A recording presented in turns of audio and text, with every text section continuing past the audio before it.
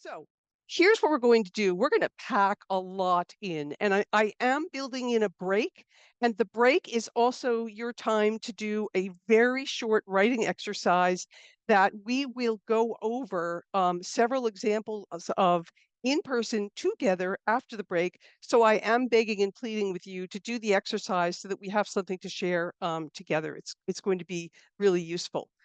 So we're going to talk about putting point of view in perspective, which is about more than first person, because I think to understand first, you have to understand third and omniscient as well. So we're going to do some scene setting. We're going to talk about, is first person right for your novel? It's such a key question, figuring out what POV you should really be using. You may actually come out of this workshop tonight thinking, you know what? First person is not right for me for this book. And that's actually a great discovery to make. So if you make that discovery, I think it means, something really clicked tonight.